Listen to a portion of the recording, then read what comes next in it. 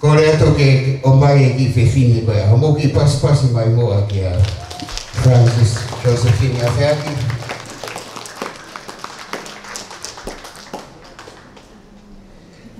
Miliame, ki kātaki maka taha ke ua e wa apa-apa kuani. Ki maka kātaki hema. E tae mai ki pasi. Oke, pas-pas by mo at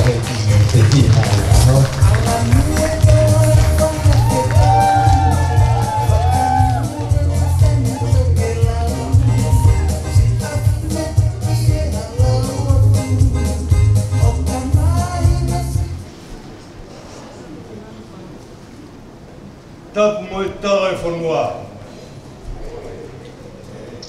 Tap moi tahine. Oi aho.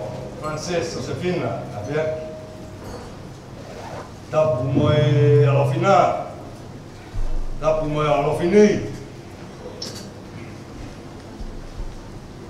Mawhitaie tō kawa.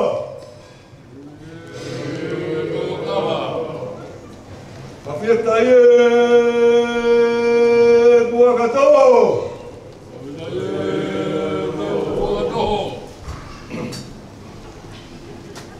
Malirei mai homo tawa. Te kume homo tawana.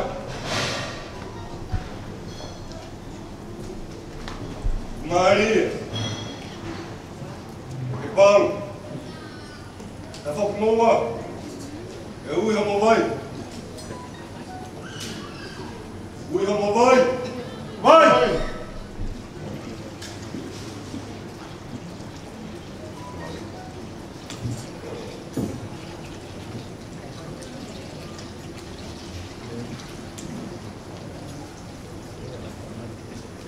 Alfe vai. Alfe afratatal. E tu e homo whama.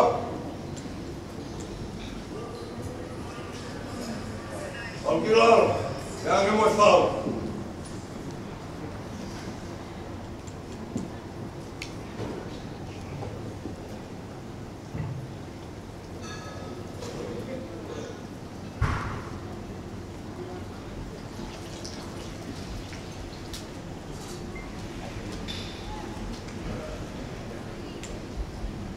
Tapu pera moe aho mo foto e kilua. Whakatapu atu I tā mua. Atu loa atu Awhiaki iho palai. Kai tuku pēi ki a pautu wawarahi ki whai atu ha whakahoha. Te ria e whanua. O tau tuku I he momeniti koe ni. Papapa makehe atu ki a Francis Josephine Awhiaki. Koe ahoni o kongo I e whanki lautoa ko tapaki whai ana. O whai e whakai muminoa. Koe hakau e vena al whai hono lalana me he kowiri. Ka whawhitai o mauloto tua e whakawhae e koe. Ko hinga koe aho koe. Koe aho pe honga ia, whahonga ia, na moe whawhitai. O pehe ho mautala, ni hanga tatupu. Koe raba pe au karara koe maurama ia. O mawhitau tui pehe roa rai maru. Whai pe kisu me mo ngalafa. Ko inga ko ano iha ma pompo. Neo ko whaki huri pe ki mautore futoa. Ka mau fifia. Ka mau pata. Ko whai nga maari ko whai e wheki te ngaki. Pe tataha pe Awhiaki. Ko e tala ia o ene a whi. Ko e pako mo e lolo. Kana fio ko e alaha atu. Si o tō whātu ki ngai tamai. Te ua nā tāla, ko ngā tōpe mi hiku, kātoa. Ka te pau ki tariani atu pe. E te whai mai pe e wholau. Hiki la pe mei tatao. Te whai a whenoa e whai one one. Te maurepa i pe te au mai. I me tā whanga halapuna.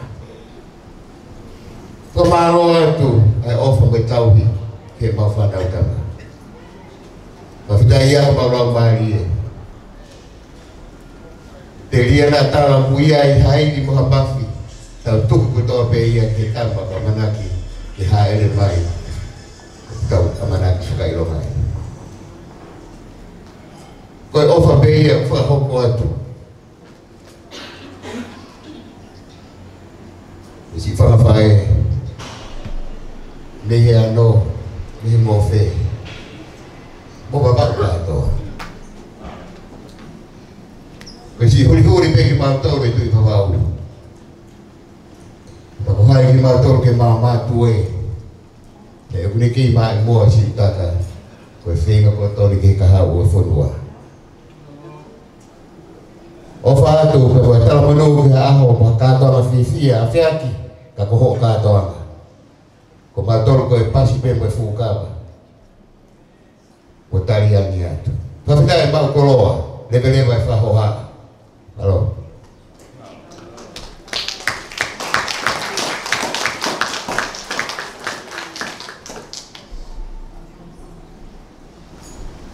Veni ko kua koroa pe.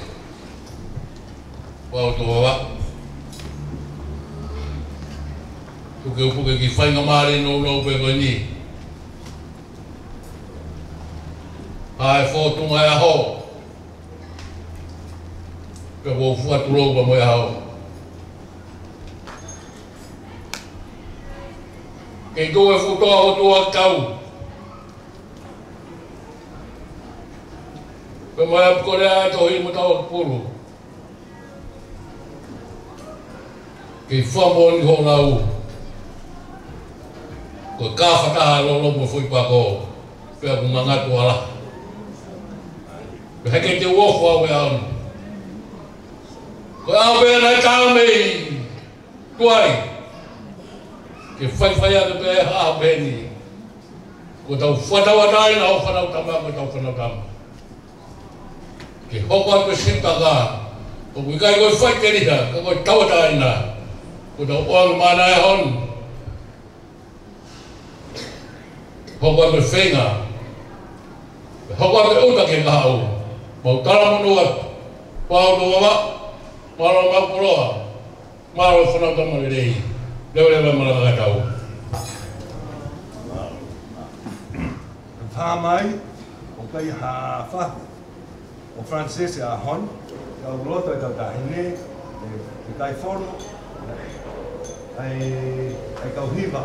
O kai tongo. Na nau hiva hi misa he ahai. O hai hau kai whono. Wā poko puna e nga awha beitong. Kai ki tau hua e. Tau e te whanoga e tata i kau hiva. Beitong o, malo, muki pas kia.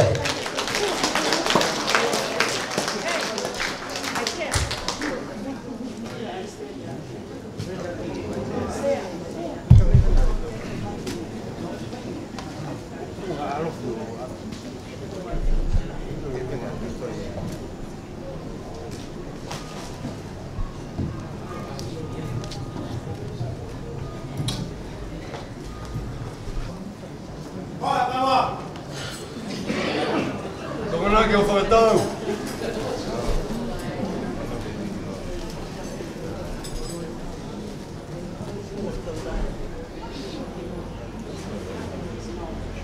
Kawa e koheka.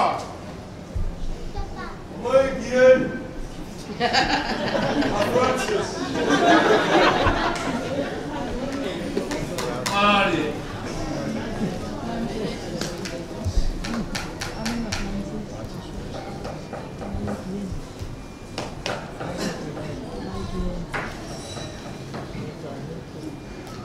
Koe kawa. Koe whanua.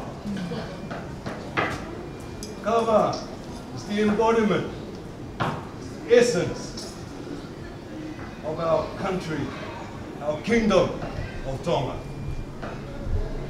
Moho mawe kawai, moho fua kava.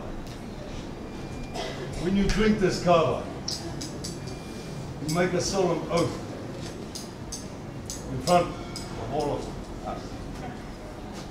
Moho fua kava, te ke whahauka whatongia, i o tuku i ngata.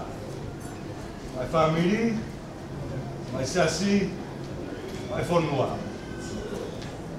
We will swear always carry out your duties to the maximum, to your family, to your church, to your country.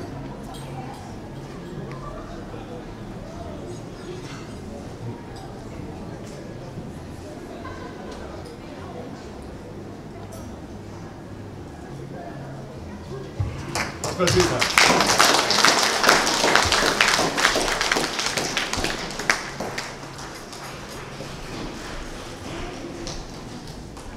Hawaii Koheka.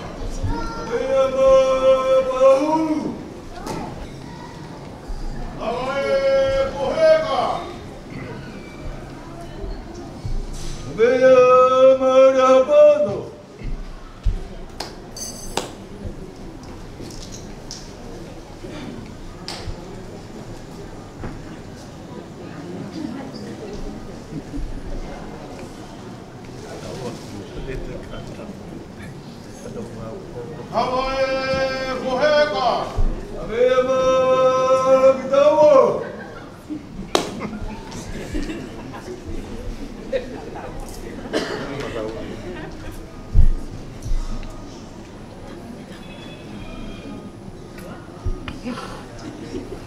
Hawaii Koheka.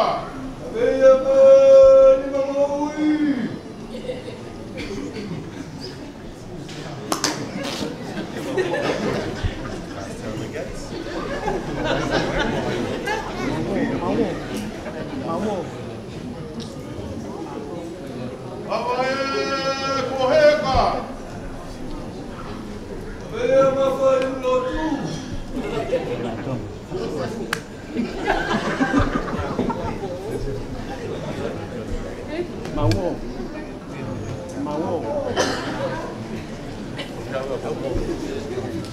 Hawaii Koheka.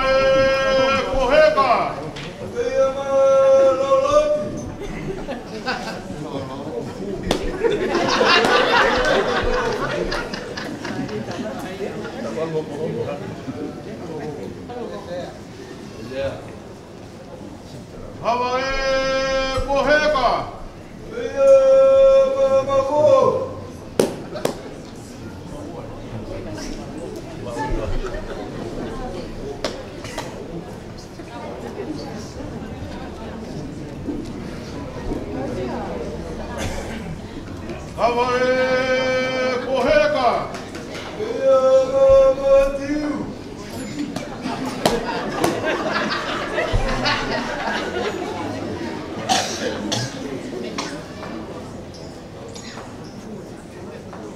Hawaii Koheka. Hawaii Koheka.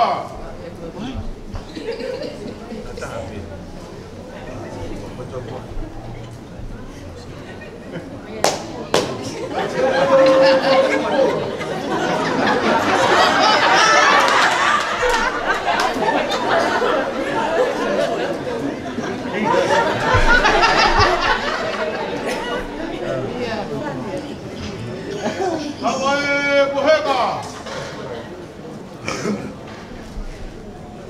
Hawaii Koheka.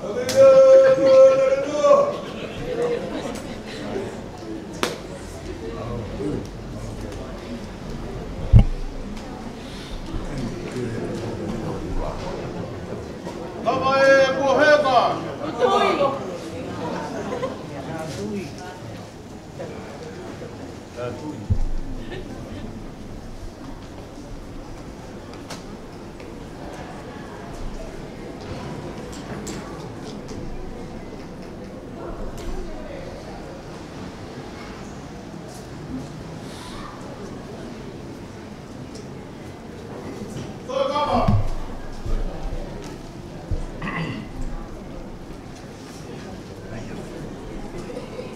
mai ka tau kawa.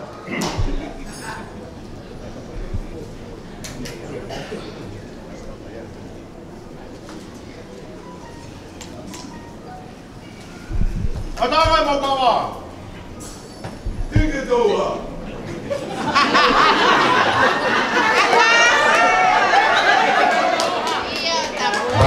Malo, tama na tau fasi ka tau pokwa.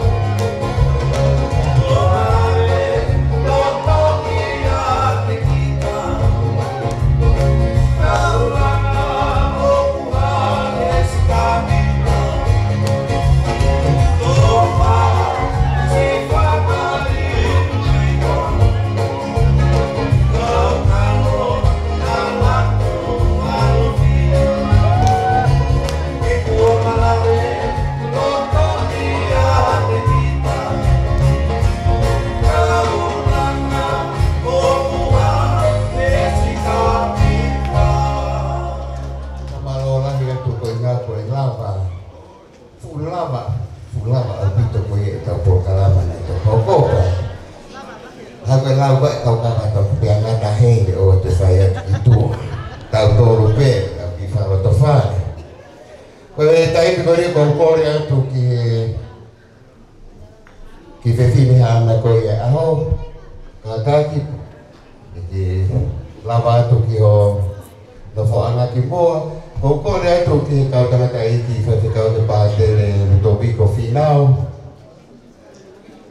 He ka loni mafi. He ka pātere maafi tupou. Kata ki ka whongu. He ki mou mea mai mua kai. Hoka te tau ki polkalama.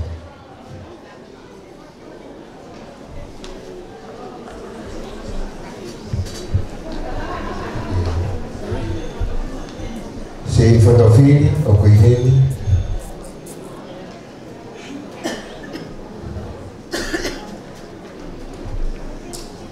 Iyo. Sei o ku kita kita tipuan atau pokok itu.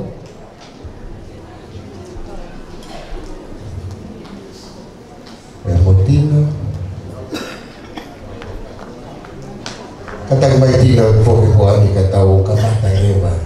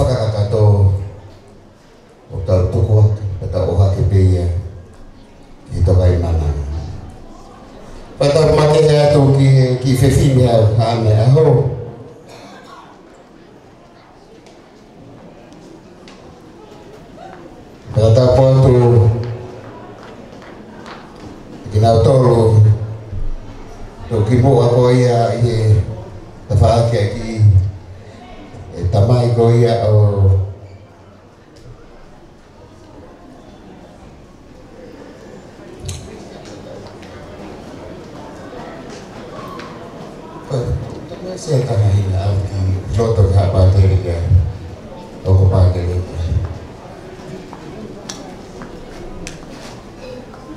toa te papasia ta o ia kata kia ke o whai whekau ki te whine whai aho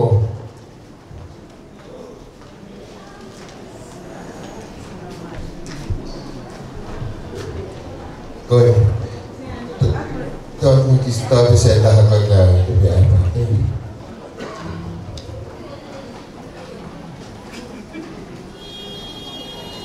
Pamore ke peke te tai whai whekau ka pātero ni tō biko ki tō oha mauloto e ki whanua ni mau whenga ke tuku whakarerei ka neo ia ke tau pōko atu mo e tau pōkalama e tala mo ka poi mo kalangata e te au whai at ki tua na tōma ko tōa whatapua i whanga e si ka pehe i hangata tupu ai tuku mua ke au whaki e ki katoa ngapa ko eni he whiawhini ka kōkore atu heni whetewesi ka taki mai ke whakahoko atu moa ai tāpua ki i pē i lo la wāpā tere mo i whiwhai aho ka pehe ke tau inase ka mea lahi ako o katoa ngapa hoto kina e ka pau leo au ki kai ki whai mo tau au ki hai pa ku tau tokoko atu. Tukari e tāpua ki koi e te pire iro, te hiki le vai e, tau lawe ai, ma tau hoko atu ai pe. Maro. Maro pito. Koe ngā maari e koni tau whaatai lewa e o whan, e tau rotu. Tua maaf ko mau kamai tangata e afian fon mo mau loto e fia ko mo fa fita foi na mari a ko e o mi ai tau e o fumata malo ai tau ia afian ko fai ma ko na ngani mau tu ke ki maka a honi ko ho mai e mo loto ai ofa ka mo tau ko fai a fiana o fai mo hapai atu wa mole a o afio ka ilo e ka nai 5 kau ma kau 5 kau i fini motoa fai no ai ono a ho e oni tau e o fulmata malo kau fa ko na winas ne pile ilo e oni o mole a o afio o me hai mo tapua Wakakata ngai whatungi au panga pa mei moana. Whaka tu mautonu mea ngāwe ki mau mui ni au mau kai tau. Ia kalai skoaro ko mau whamui. Amen.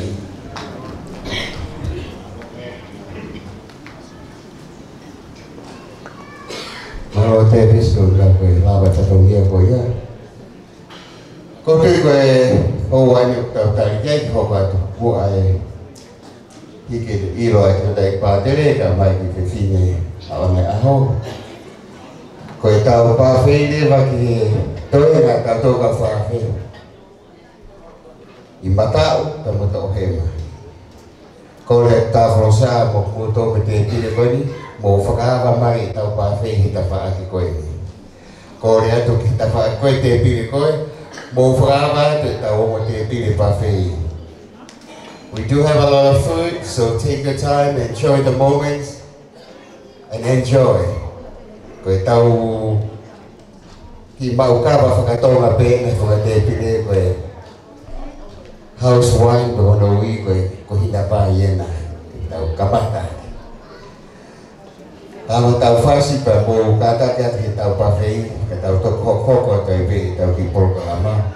Pako kore atu ki kawhewhine, toa ngai mai e te pire mua. Meriame, toa ngai mai a mua, ki whakakato mai e ofa, setting ki mua ki hini, ia ka pāte.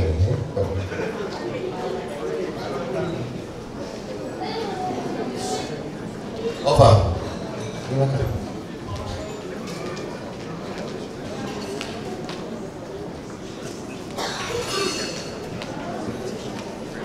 Tomai pede.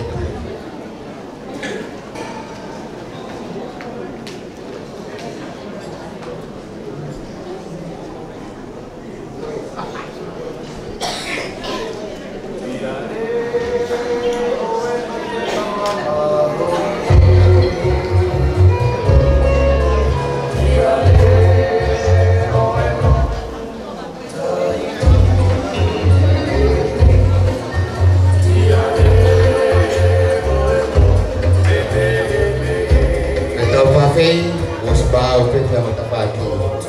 Halo.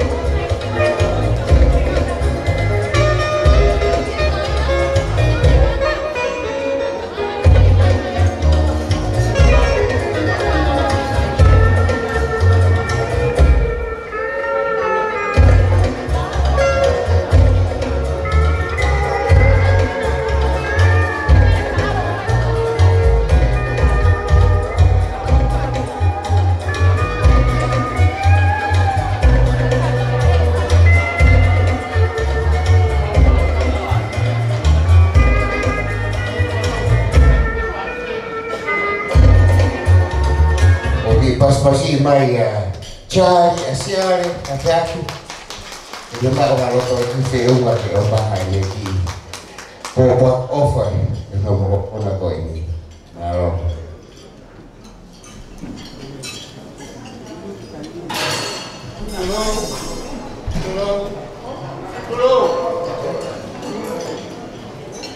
It is my humble gratitude to represent to you my little family and extend to each one and every one of you a warm hand or welcome. Thank you for gracing our celebration with your presence this evening to support our family and contributing to the success of our celebrations. My granddaughter Frances decided she would keep us together and bring us all from Australia and New Zealand to return to her roots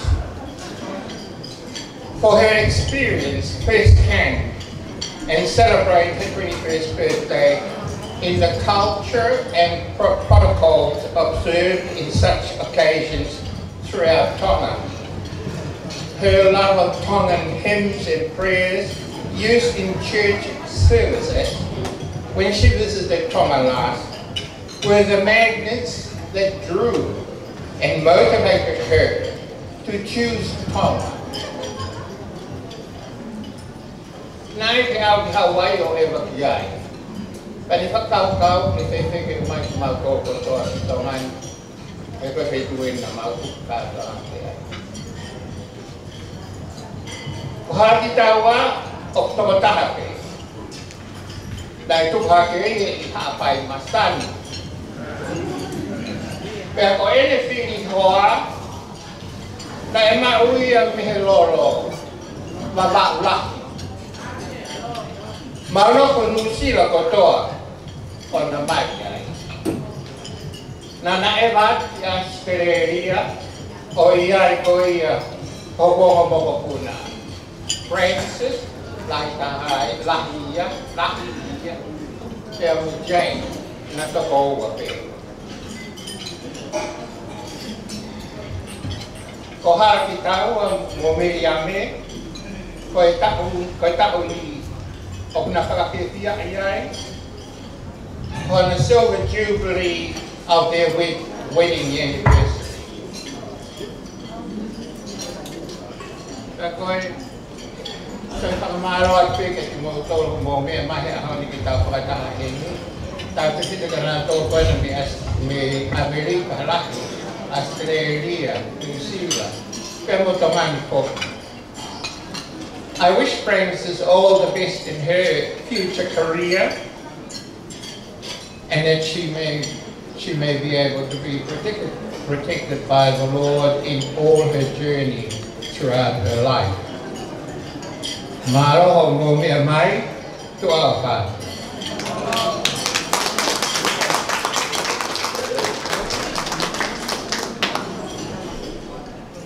Ope pogiro pe famalo atu ki kui koia Francis, malo Charlie.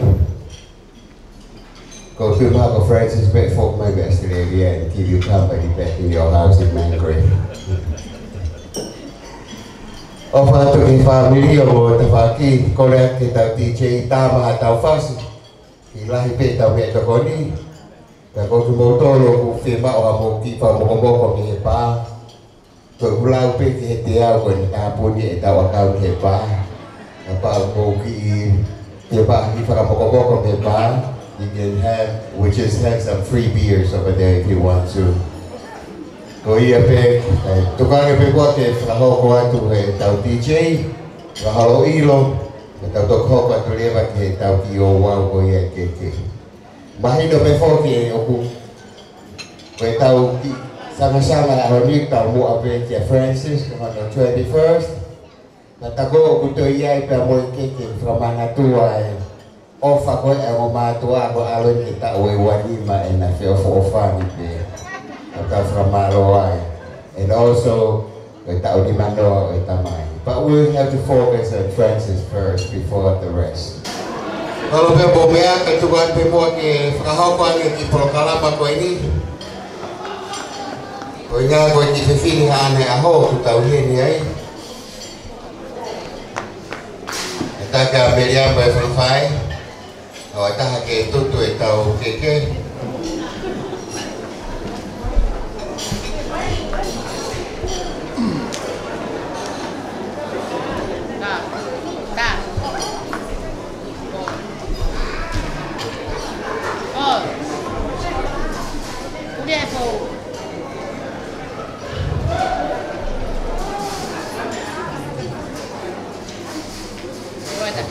Francis, sorry, this is an impromptu, right? It's one of your guests who fear to feel lucky for Anthony to be offered and love at the hope what to do for our hello.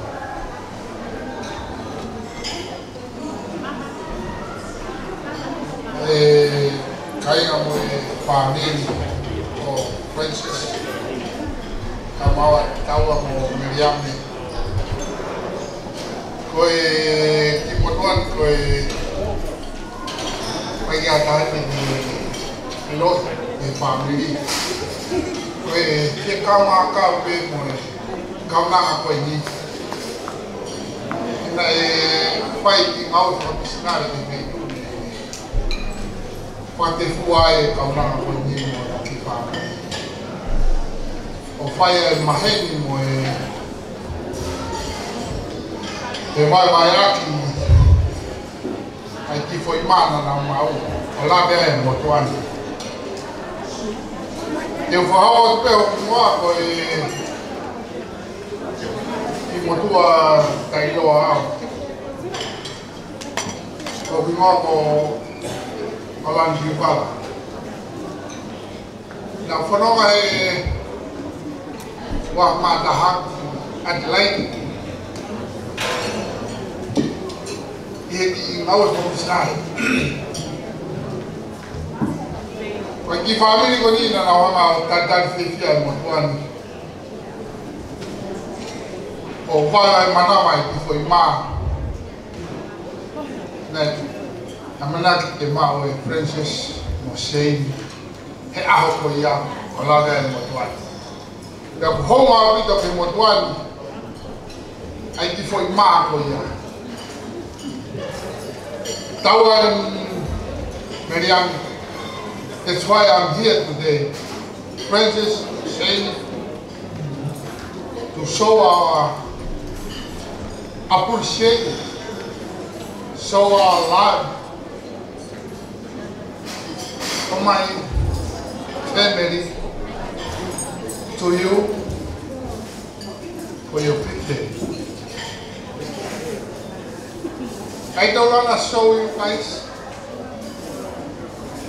I'm here.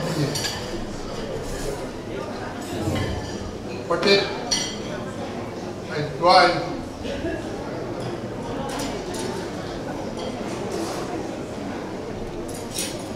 upper size. I arrived yesterday. We'll be here today, Francis, about my little family.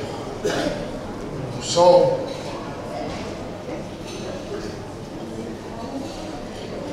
how your mom and them share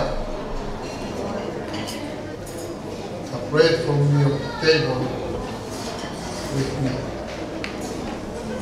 And I feel like your older brother. And I knew you too together. Lovely girl, pretty girl. I got here a little bit gift to remember my family and all. Princess, you come and take this. And I say thank you for your parents.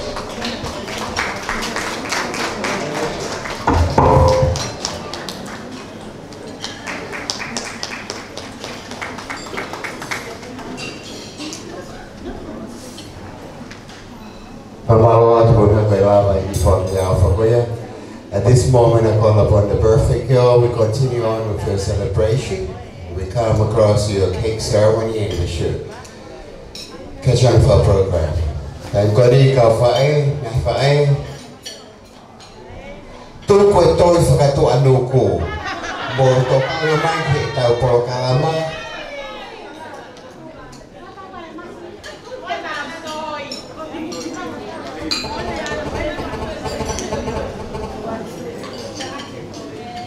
Ko hangata tupu ko e tau wo pe o ka te whakamoko hok pe.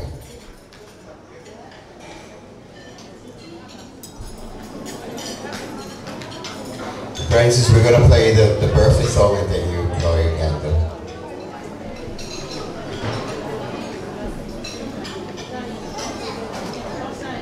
Okay, ladies and gentlemen, Kantaki family, Tauki Hiva, live a happy birthday to Francis. Happy birthday to you. Happy birthday to you. Happy birthday, dear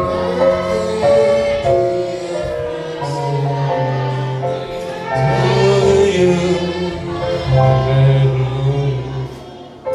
Long life to you.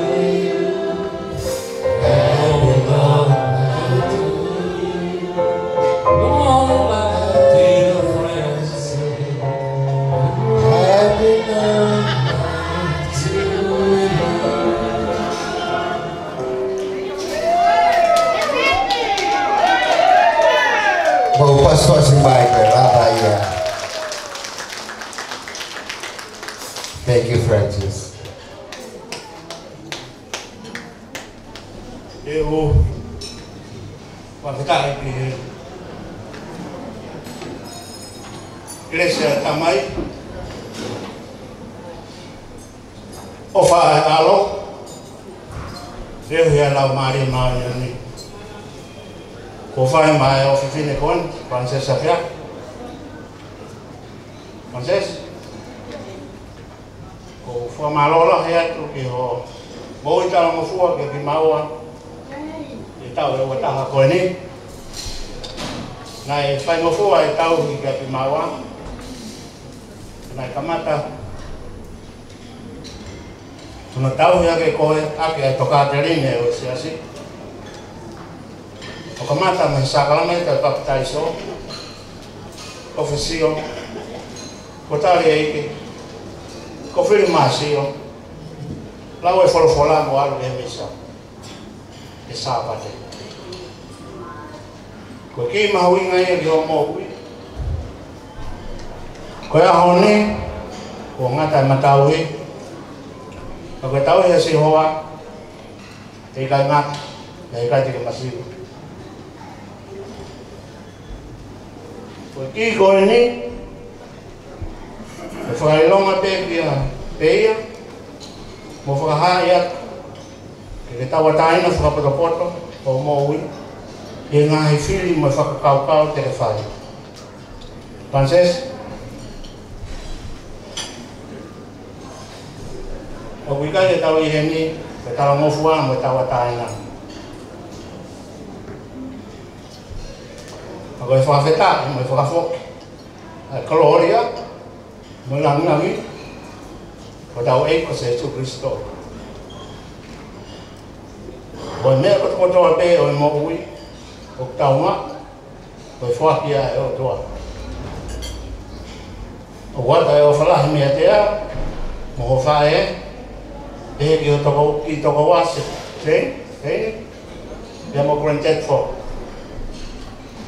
Pao se e pe ki vest, o e ni mea loma, a taha vai taha walu, o na ke pore ki a ngahi wa. Ia neo ho pore, o kui kai ke mo ui e te whito ia koe, ka koko e te whito. Ko ke tawa taina lewa, mua taha, me ngau ea ke credit card e family, ka moe ngahi wareti.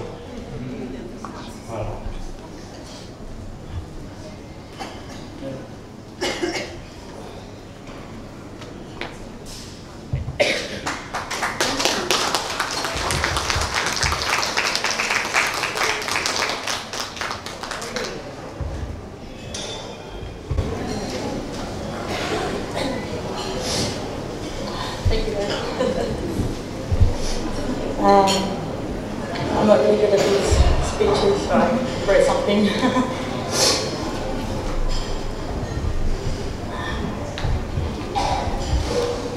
Pau mo mone o ke oto le a whātaunga,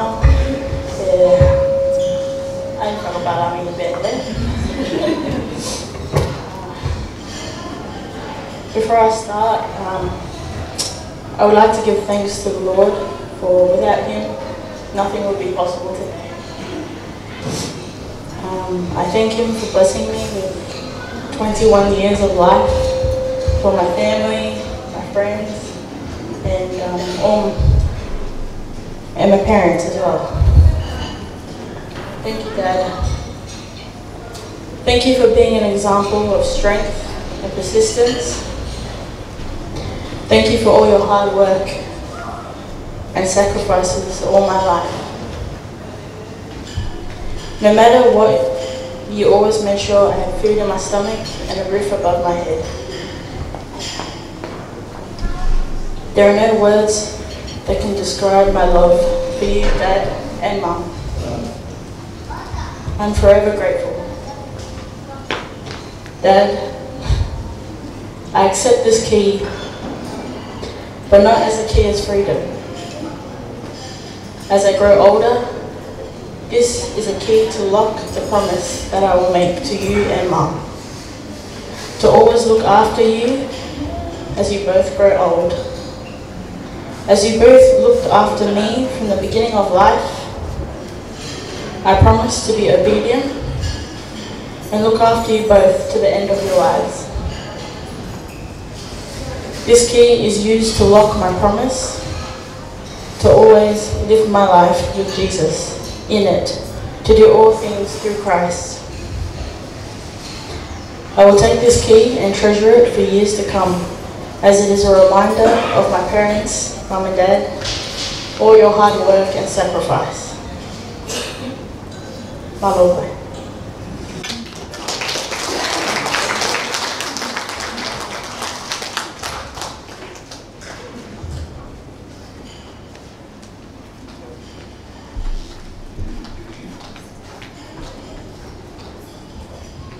Mutaki pastor si mai malo la te o wa.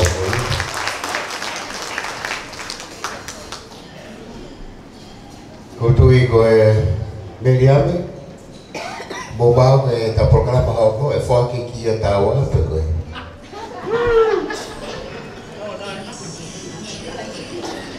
Ya, kakak tahu ini bagi program ke ko Francis.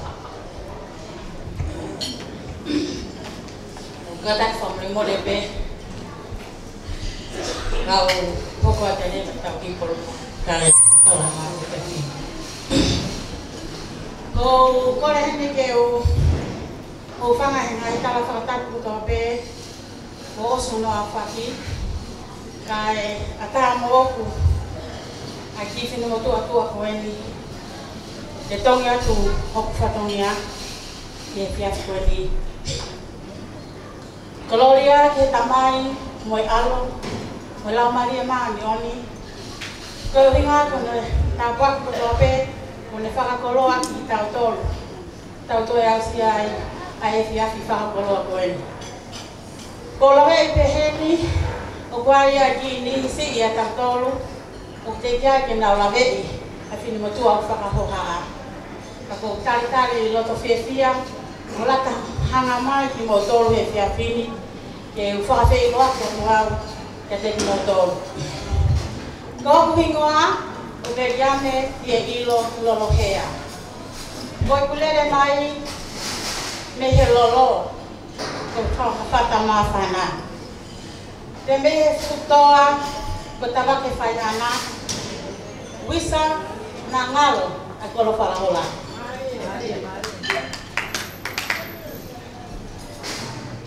O ko ta kai fala ye fanga fali ki pako ha pai masan ye hala ki taua to po wa feaki o te mama o ha o ki hiki e to ko wa ko lahi taha Francis Josefina feaki ai o tau heni ai ye ki afini pe ko hono nga seini tu pulotu tu ni sini tu po wa feaki o mau no fo oba ye sauti o Australia ka mau I hen fa ta mo mo tolo ke tau ka to nga I fa fia mo fa mana tua ai o fulu ta o ma maile o ki ki mo tua ko ni tanga dai ki bika senyale ko fini mo tua ko ni o fa ka ho ha ko fini mo tua ma si de siba na kulele mai me fonua mama wa tu nai kai te u efi mai hakoloa e ko fine mo tu amasina ai e ko fine mo tu a ko ni o ki kai te tau koloa he na ku la ve te maulele mai te tana ki koloa lahi mo mahui nga mea te koe pe ko mau stana ke koloa ko ya e miso whakatetai na whai a lehu whakatetai o klau marie ko mau kau he lau te mau lau he kau o kia a koloa o whenga ki familia ko ni ke tau he ka tānaki au hani ke tamaki o mau ki loto whare o kuloa he mau mo ui ke au awan yo mau whakakau kau te whai aki ai mau whanonga nei taimi ki tāni te koia te ko mahe ka hoko atu ai lewa ke o ki whatongia koe uruaki te koe tumuaki o keke o Francis Josefina Feaki I e whiawhini o kuhiki ia te whoaki ia ma Erika Seniare Pātele Ludovico Finau o kuhiki aki a keke o Pātele Ludovico Finau ai lolo a hono pulu whakapapalangi te mohono I sila katola tahawhi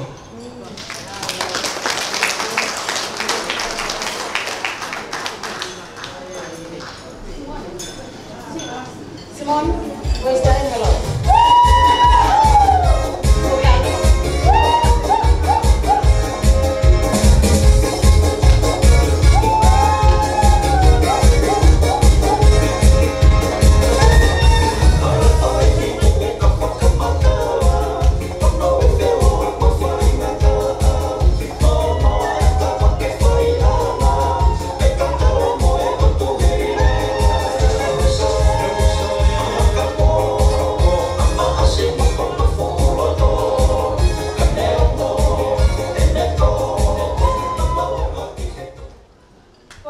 keka hono wa fia ka loto lelei a Francesca Sotefina fiati e le loto honga ko palokia na saya hono bisa pangsetai ya ko palokia ia patere loni mafi watu loto honga loni loni yo fa ho sua mai ko palokia ni kafini fo kiati a keke loni mafi ano ki kafu papalan dan hono ki sila kebangan hafu.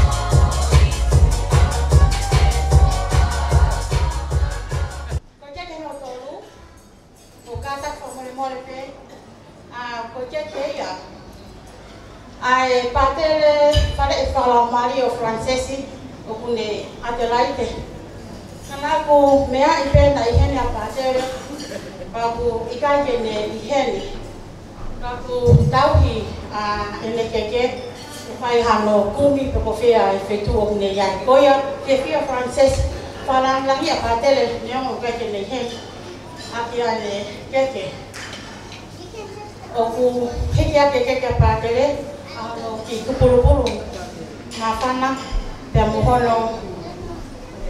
pemohono sila koi panga etahafe patere maf to go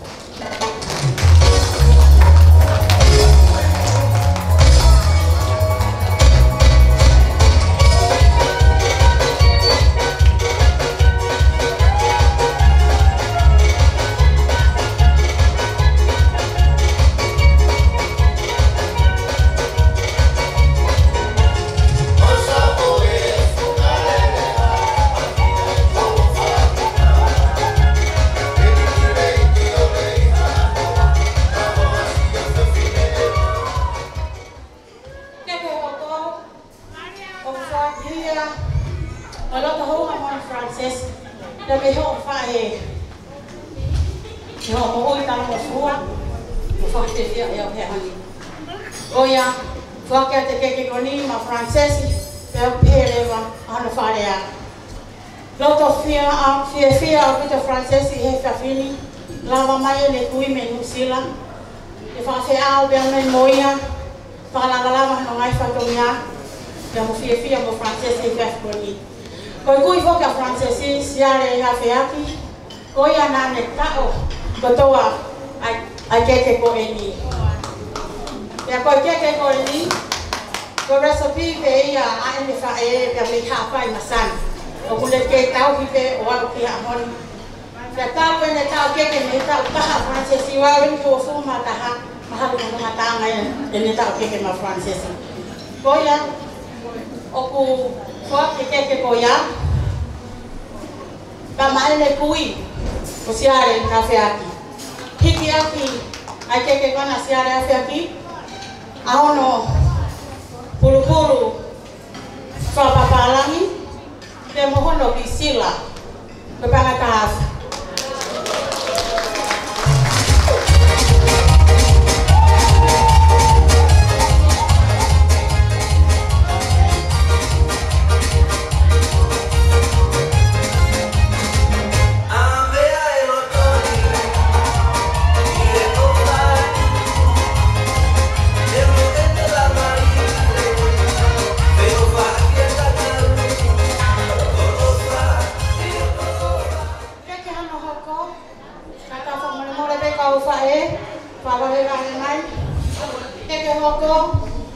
Frances, dia nak kaya tu, dia mau tahu ai familia aqui, algum nem hemi, que kau nga fia fata moia, da mo faz de cavalo fia koni. Moia ploto lelei, a Frances, que foi que a cava koia, ai que koia, ma afiaki. Pero o hiki aqui, a que koia, ahono pulu-pulu papalangi. Kamu hono ki sila ke tola ni mangeau.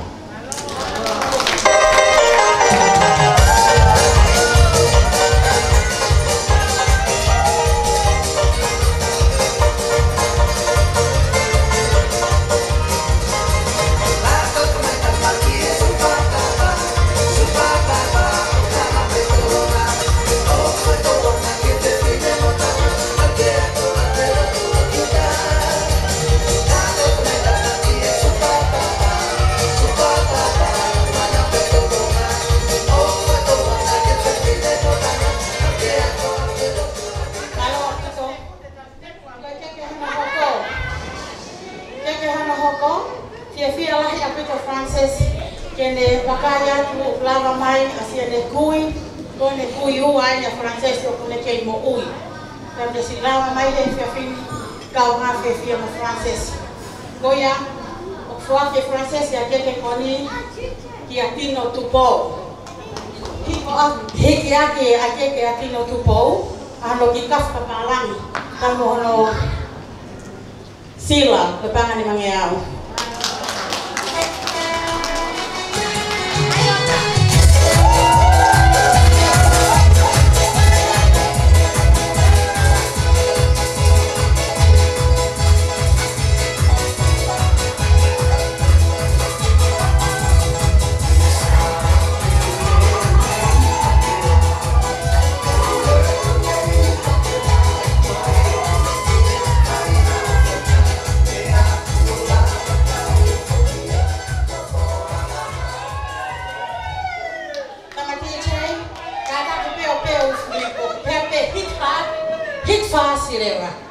Malo apito. Baca ke hoko, fia Frances ke falang langi.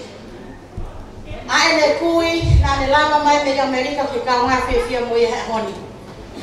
Tagoe kui ko ni, neo nana nofo wa mama o tam Frances. Kagoe na ofa o fe kahasi akipe. Tagoe ne fia o ne heni fakatah mo tautolu. Tagoe fia ke hike ke goya maseini fotofini. Hiki yake keke aseini, ahono kafka palani, pe monosila, pepangani mangeau.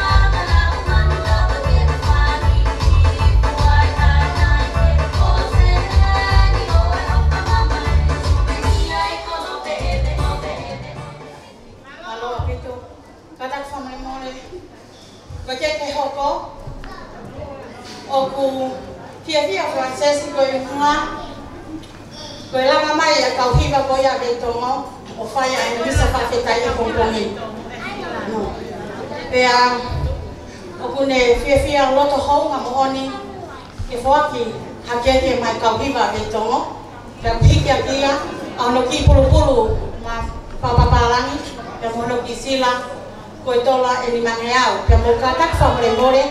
Ko keke kone kau hiba kwa veitongo o kui whakataha ia mo puaka ngai whaya ki a kaba Francesi mai kau hiba ko ia veitongo Maria pito mo hiba ka ko ia pieni mo fate mo katak whamlemore ma wate keke ko ia mai kau hiba hiki ake keke ko ini ahono pulu whapapalangi pe mono sila ko tonga ni mangeau.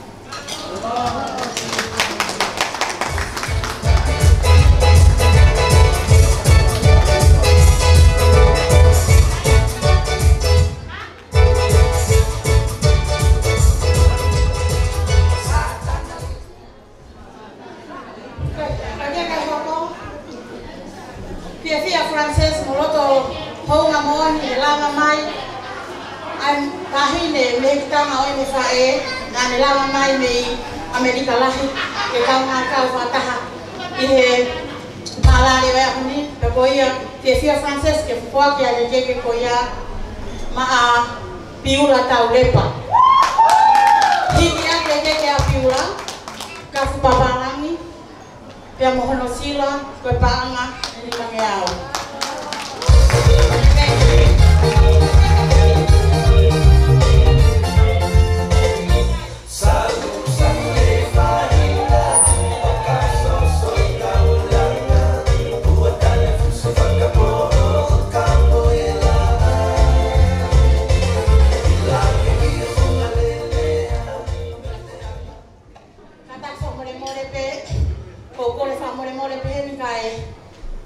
Oye, lolo kisah nata iya pas kalau alu esila.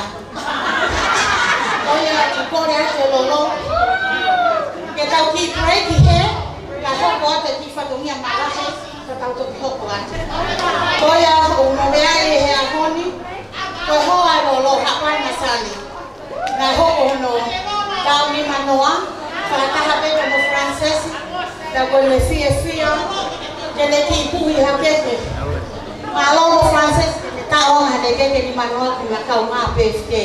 Kalau yang kau lihat kata sama mereka, hoa orang, lah kemarin bagi hete pilih puisi apa yang malu, tahu hilale ibu kau siapa tahu di mana.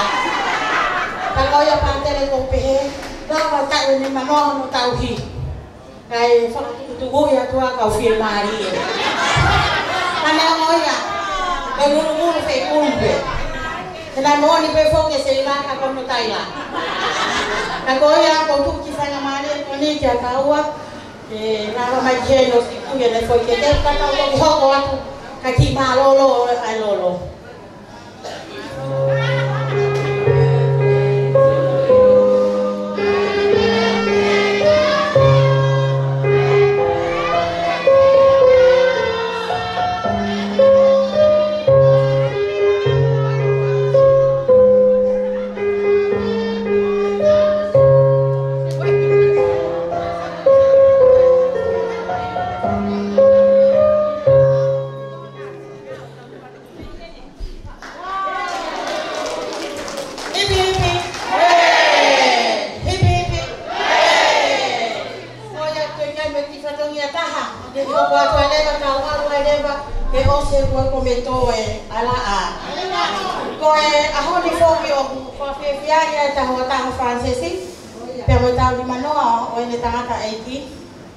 Wanima o emana formali ko malo ne o magia ko ya fia e maloto ki fanga ho ngai e fia foni fata o PFT o francesi o ko le pe ta mea kata fomo mori ka ki ta no mo ki fasi ka tu vie ma keke fasi a lolo ka mo abale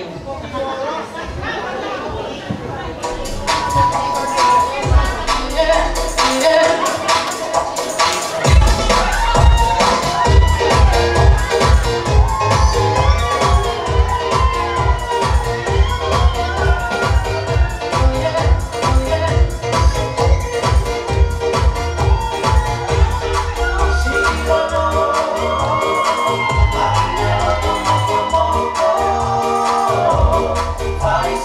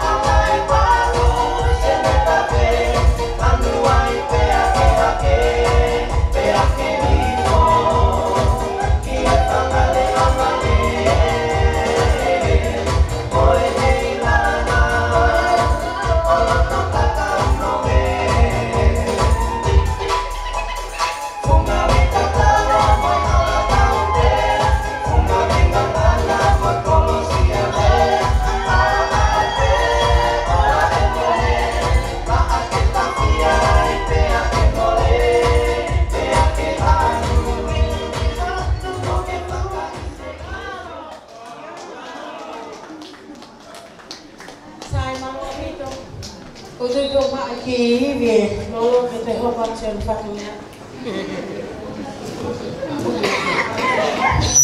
Ko ya mo ka ta fa mo le. Ko ke ko ni o ku hoko. Ko ke ni nai pa mo Fan amaua e Frances ya ne kui. Na ne no mo ya tawa. Ya ne fokiatu. Kakau hinga. Ko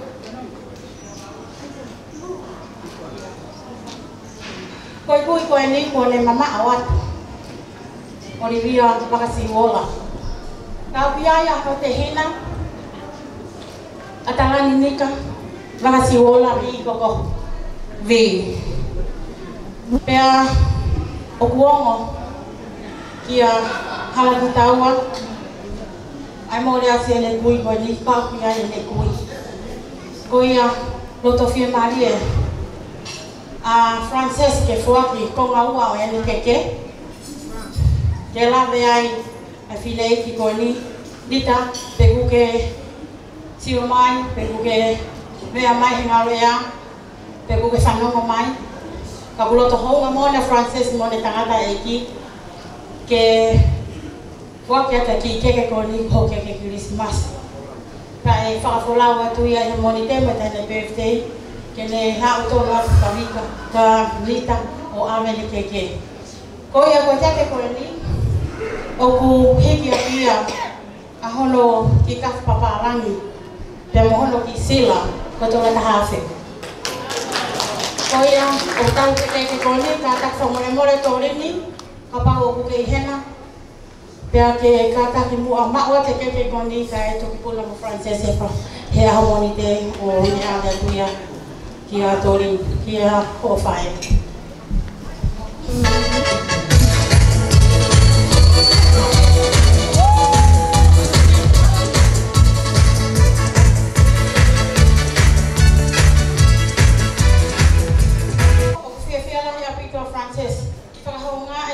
Lava mai le kui e tahi me Amerika, ka o ngā whiawhia whātaha mo ia hea hon. Ko ia e siwa tānaki, roto whiawhia Frances ke whākia te taha me ke ke mā koe. Pea koe kai ke koe ni o hiki a ki ano ki pulu whapapārang. Ko ia whākia ma siwa tānaki ka matau whākia tānaki.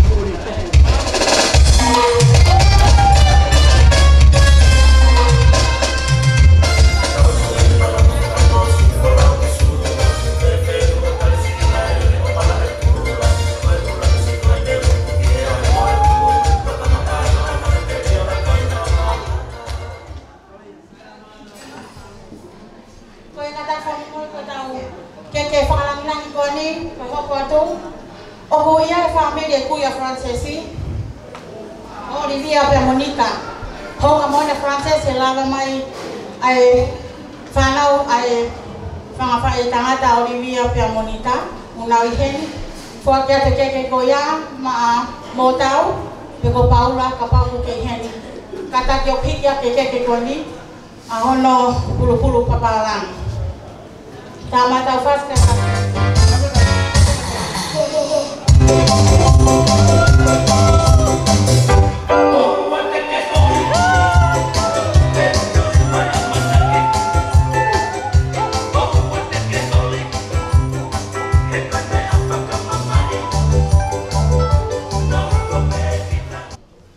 Tamaya Francesi, kaya ni mangat meli e tayo ni kaya ko tapilaw. Naya siya ang matua ko family pero kawafe aki i nataramotonga. Labaha mo kata ko memor. O kung fia ko whakahonga ya o family ko ya ke te lolotonga ni. Ako na si alwa fera sa siare hoko atu kane tuka tau ke family ko ni ke no foi ko ya loto honga mo na taua de ki family ko ya fo ke ko ya ma Luce kata famemor ka yo lave ho hingoa na mai ka ma wate ke goli pa pika dia no pika paparan halo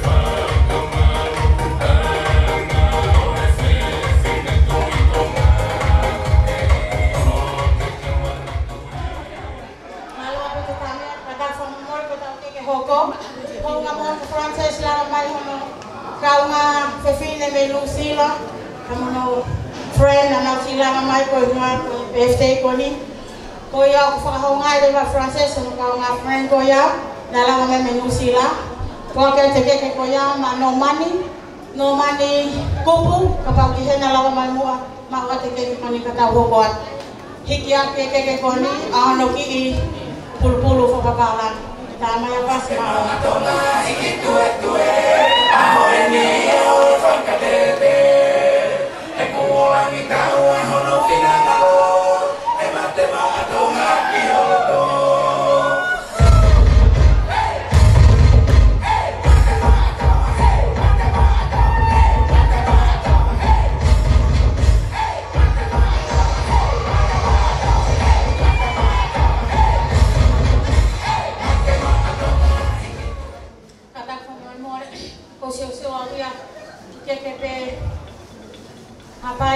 Hapai, ada mati dua orang. Pako, dua lolo. Kau kafe atau kawangan. Kau ya kata mulai pe. Kau iya Frances ya honi. Lawan mai sini. Fae me Amerika ke pasono patonia. Ya kau fae kau ni kau lah cahaya. Ifin betul kau ni fahoai fanau nohofur mata. Kau yang nasi lam baik ke Kau fai huki ya Frances. Kau ya honga iya Frances ya te kau hola mai mana lahe tau ke lo ya. Kau ya oku fuak ya te ke kau ni e mana lahe. Kau ke mana lahe behen leva ahono faria. Fuak ke mana lahe melo ko fia. Ake ke kau ni ma ana fau pula. Tama fas hiki ya ke kau ni ahono ki kafa palang. Ya moe oh, lo tama mo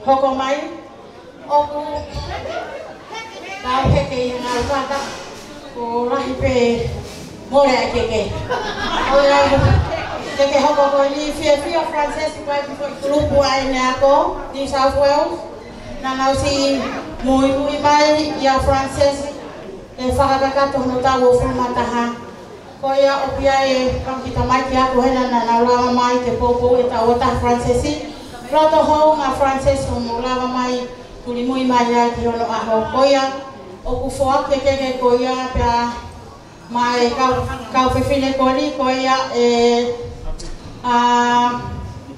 lawa mai kata ya mo to o ma o te ke ko ni jen kada kono moro ma o te ke ko ya ta ma ta facility ka ya ko moro papara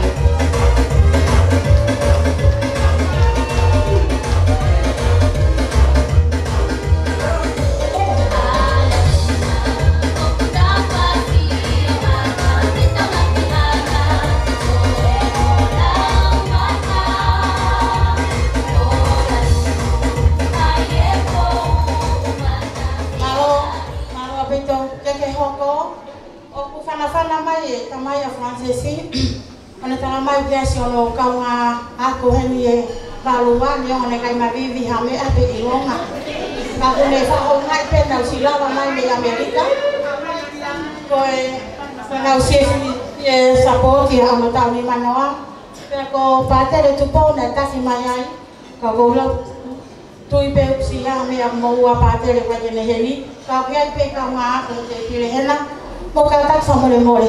La mai hata hama o te ke konya. Ke ya ta kuilau walua. Komo ke hija dia anu ki mono. Ta mata fos ta.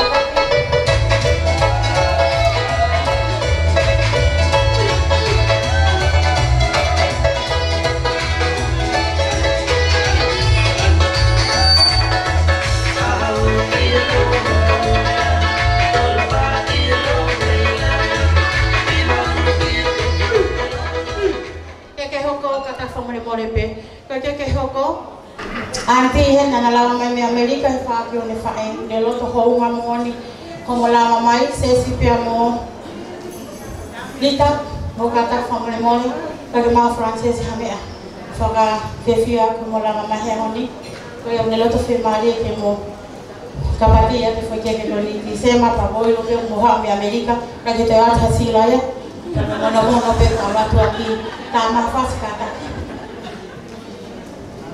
cool.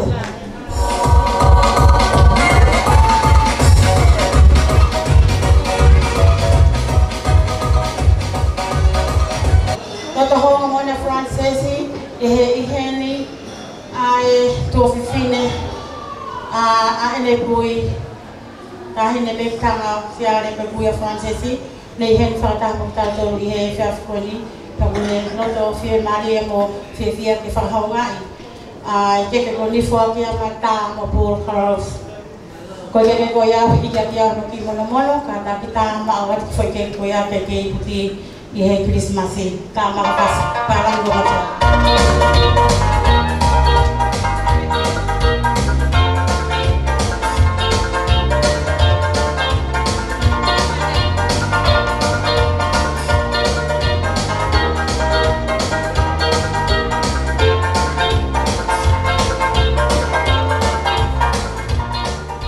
Kada komemore te ke uhoko oku Notahonga mona Francis mo fia Helie family kuya Francesi tafaki koeni ai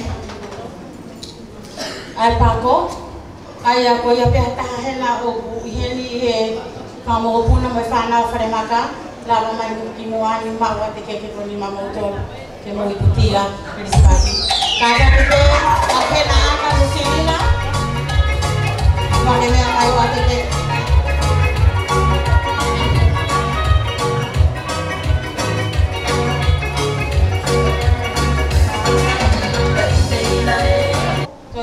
foi que eu como Fia Maria, ok, que hoko honga ia francesi ko família tamai de la mamai a honi que kama fia mo tauto he fafkoni ko ya neloto fia que foi que koni pia ma ofa kaimani que atia no foi que pia mo no pulu ma fana na mai tau fasta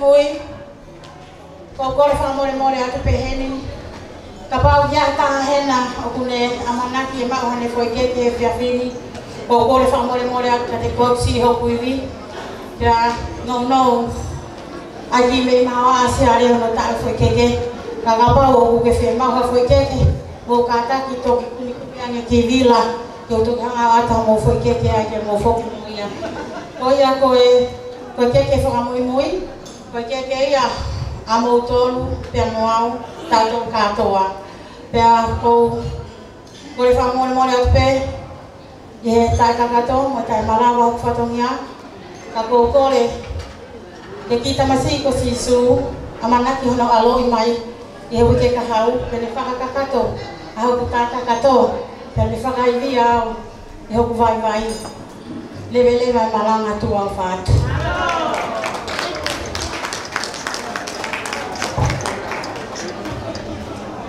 Kata kita mata fas kata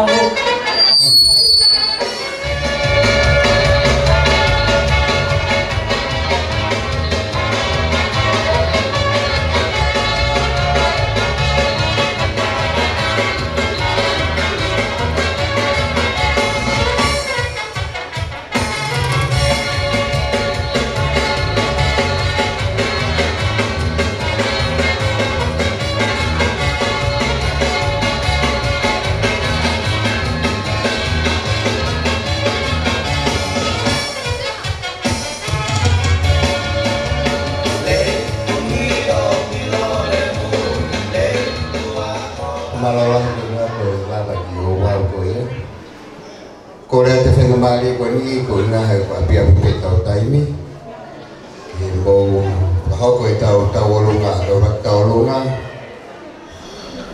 Koia, Malo Francis, aku baik tapi musiki. Halo.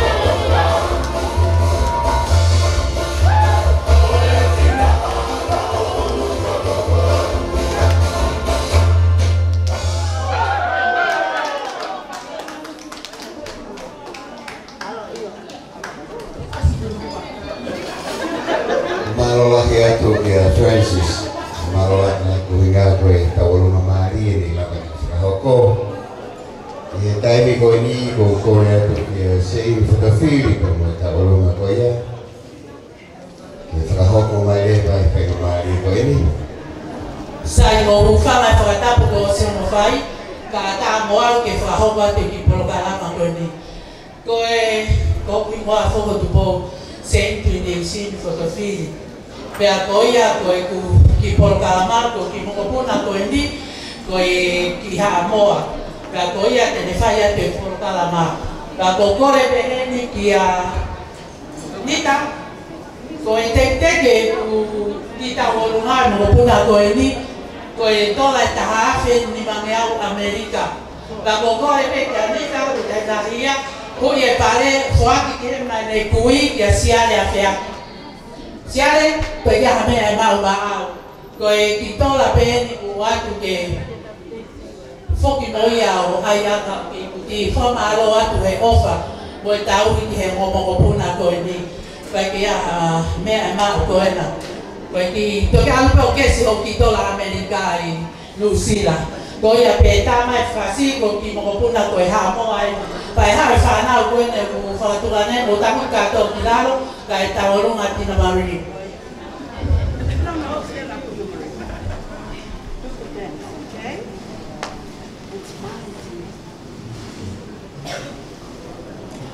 Ole tawaluma, ole afai, ole uma. Ole tawaluma,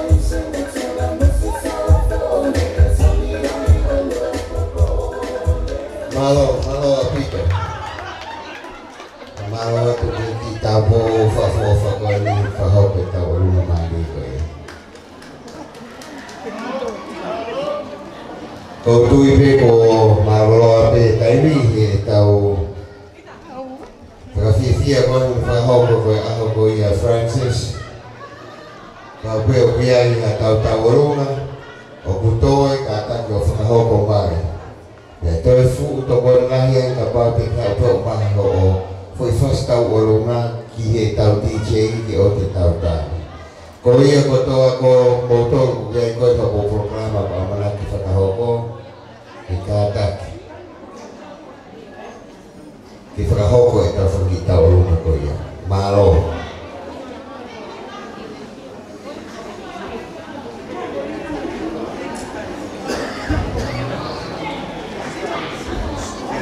Kore beke u whanga e wataku o se na wapaki.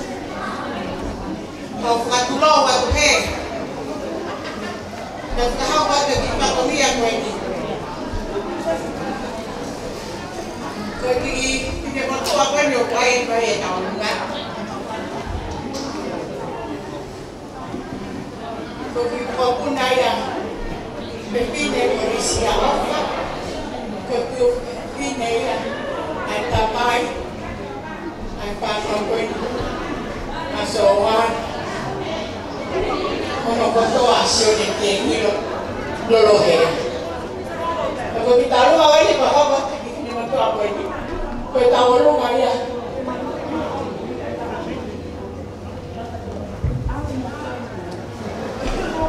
Tesia oka. Tawe. Ya tama pasi ko pasi. Koe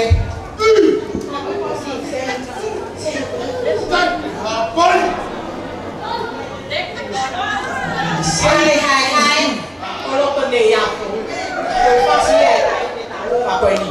Sari hai hai, kalau pendek aku, jangan babu. Kau ini mai mai, kau fumasan.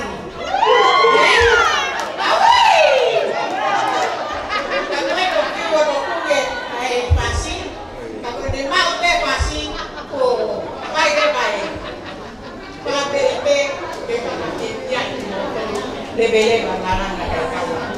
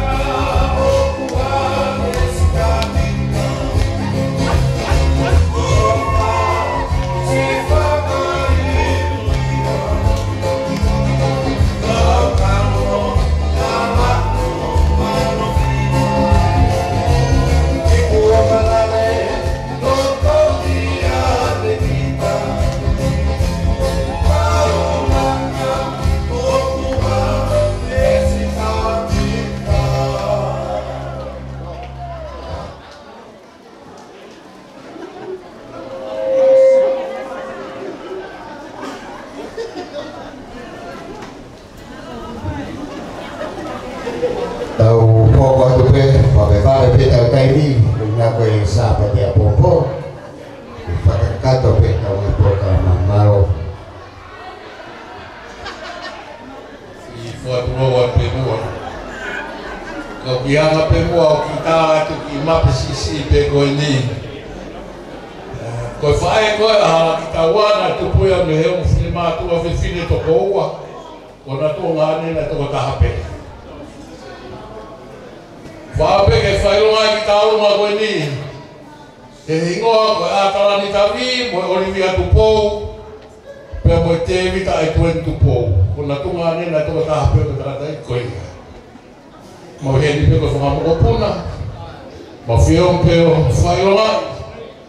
Ai tau hioko ko whai e o tuama kauranga koen. Kai mai ni ka mai. Mau whamiri. Ko kora te tāi mafu i whas. Ko te teke ki tauruma koe ni ea ko ki tola pe ni mangi au tonga. Ko whamiri masiwa tā pe ni hapai. Ai amu whunga whamiri koe ni. Mau tupu ake pe i hapai masiwa. Ka ko hapai masani. Mo wheo whofani. Whailonga e pe i tauruma koe ni ki tola ni mangi au tonga. Tahi ni PFT ma ua whalahi a kofa, mo whakakui, me i hapai mo whatoka o nau tā koto atoai, lewa e maranga.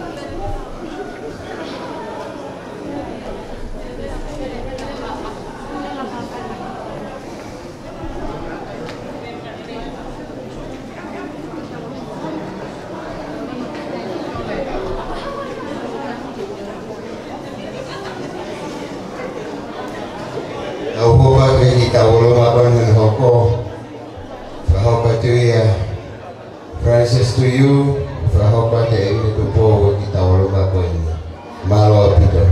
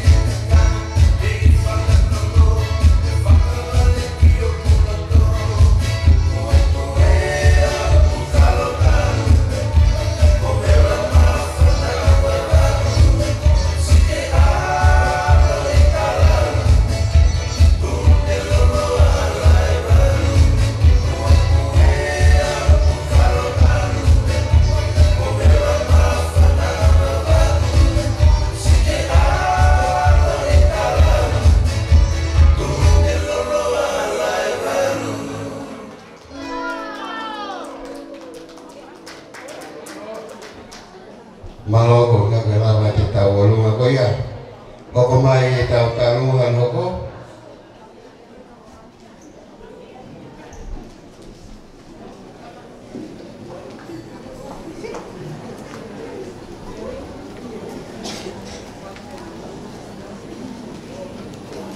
Kada ko taluhan ako. Kita walong ay pamafay ba Francis. Kasi pamafay ko ini bigyan.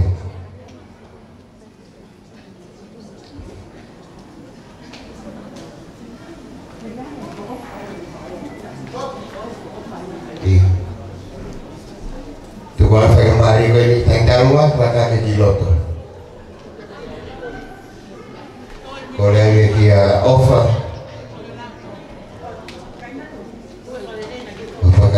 Oi kolobat katak. Dah kau kita tahu ni aku.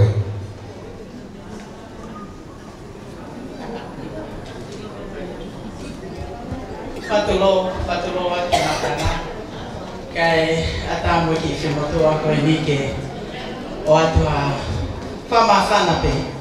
Patulo wat ke como pasele kay umaafoki tino ko magata aiki pepe ke pino. Koi talo ako no te ke fahoko ko si mafana pe ai ngai fae ke fahoko tu Francis kaputana ke kia yo kui kai ke heni ai uru motu ho ma family ai ko lo be ha kai ke ko be ha me lai ho ko dai ki tai ma wa e ma wa le ka ko ko le pe to anu ko to pe of ko to pe pangai mo ko to pe mo me ba ki lo to ta tai bi te te ke ta lo ma ko ni pangai wa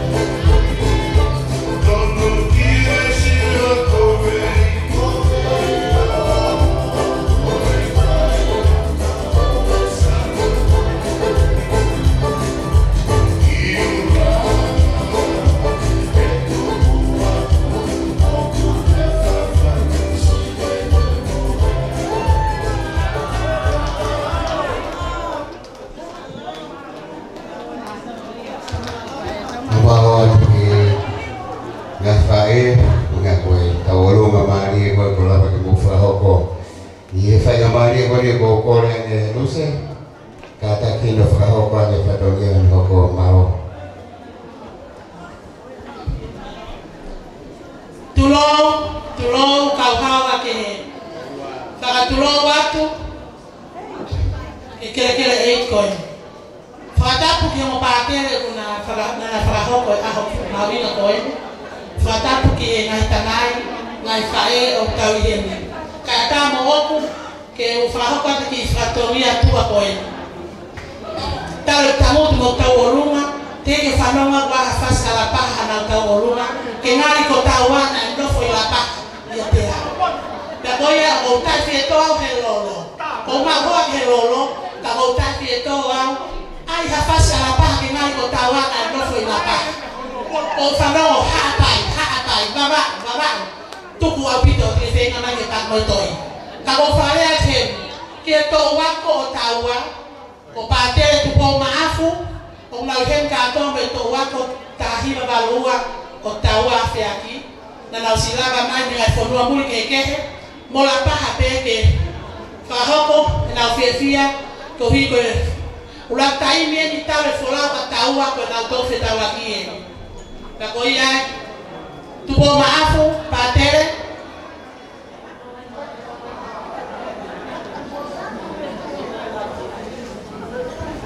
tawa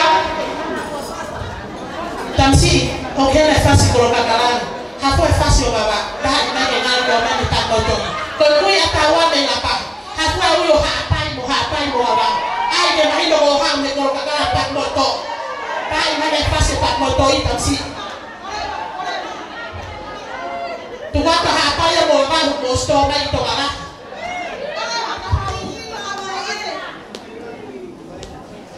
Oya mulanga dot ko si to wa ko lo tawa ai balua en el ama no fo ya matori la paja leo na ho pe tawa lo tota tana ke familia tota hawa ma patoro ya matori na marini na la paja tena ko la sisita ha ko la ke ta ha mo tawa he ba me kai tai tu ka ya ko ta ko ai wa ke na ri on ya pa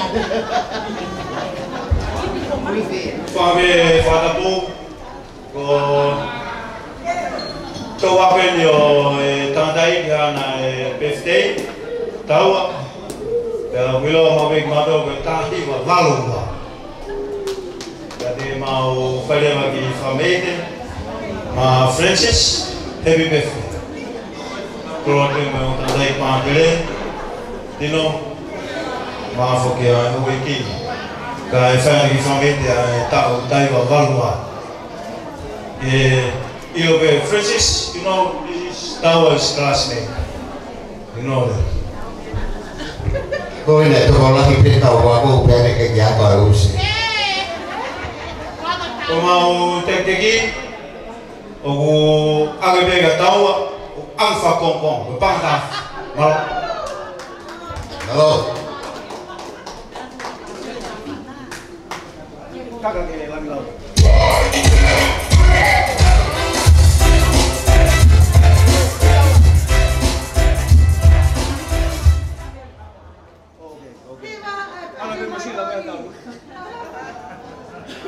Tu mau bukan fácil be. Fácil. Nem é para aqui.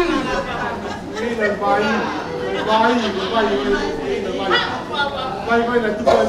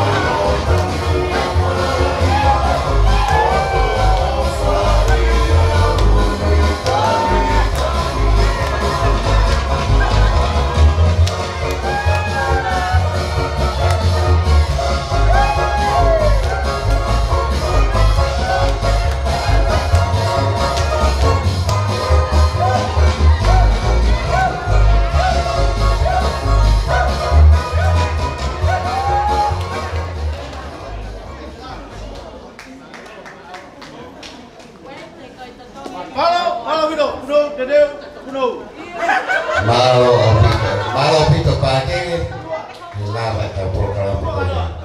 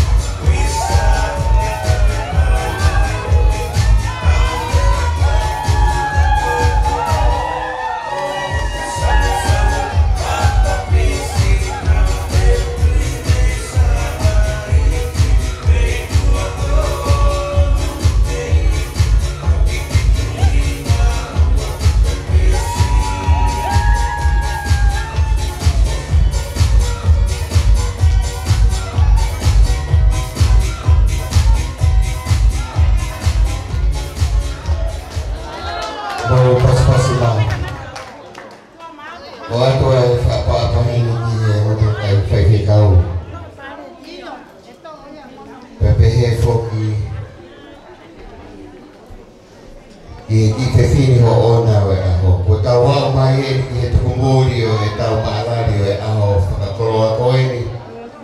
Ka kuatoa e whamalolahi. Whamalolahi atu ki a tino mo tolu e kau tangata 8. Ilonga katoanga o whiwhia pa moanuia o pia ngahi ulu siarea ki tau whakaningi katoanga ko ia. Ka whaia e whamalolahi a te mo tolu.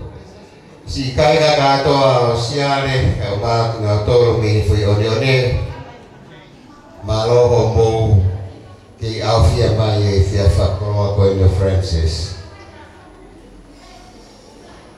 Pa moani e whakahano a Luce mabau hapai mabau kai whewhe Luce te tau ope kai kaka iro pe fuka kai e ta alo. O whātu ke kainga mi babau ko mau tānoa ko ian ke o si mea pe pātere tau whakababau e pau pe ke tuku a ki iongoa a pe ko haki makuku pe ko haki fuhuroto. Paka whakahua ko e nio ko manatui he mau laka he taane a ukara rape na e uki pa koa na utaki mai ko e mau aki mau whana. Taro e mau tuu ai ko e kape mai hu whakawhata ko e kau mau whana. Tu behi mata babau siro. Kape mai kau wafanga ko nau pautu. Okoha. Pembo kita mai o mau hoka mau torwe.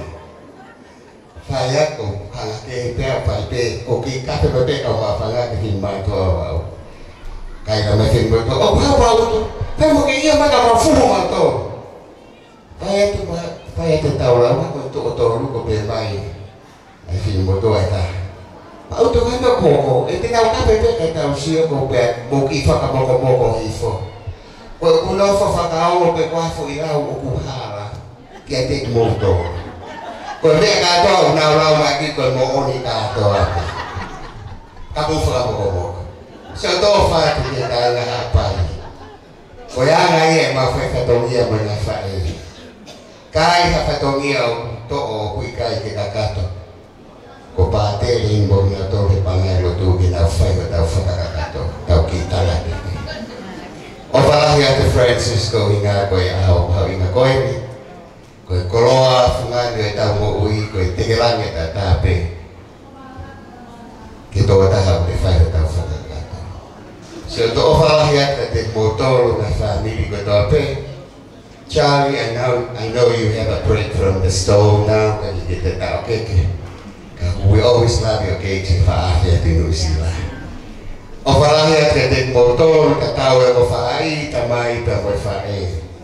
Taua, ko tui mahalo, you guys can enjoy your Christmas now and your anniversary and many birthdays that we share today. O whalahi ka te motor ko ngā taanga ia o e polkalama ko te tiu ma ko e Francis Paki family. Merry Christmas and a Happy New Year to you all. Before you let everybody go, Francis. Koe tau lotu tuku e pe ia, koe tau whakamaro, koe whakahoko atu, he ki te whini hane aho, e toki whakakakata, maro.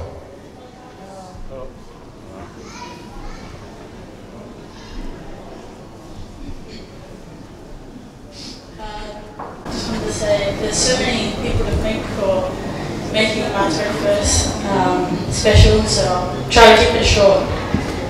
Malo Abito, to the two fathers for the blessings today and the wonderful choir.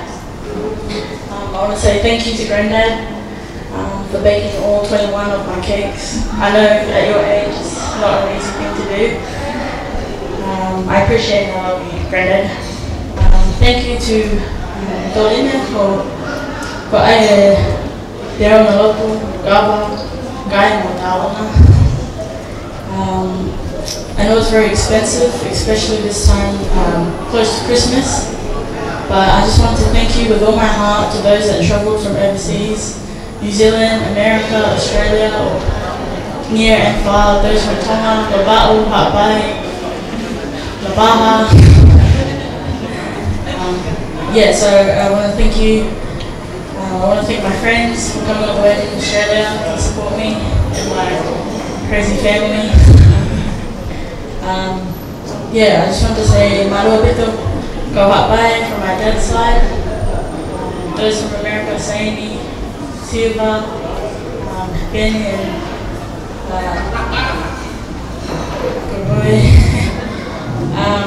big thank you to everyone on my mom's side as well.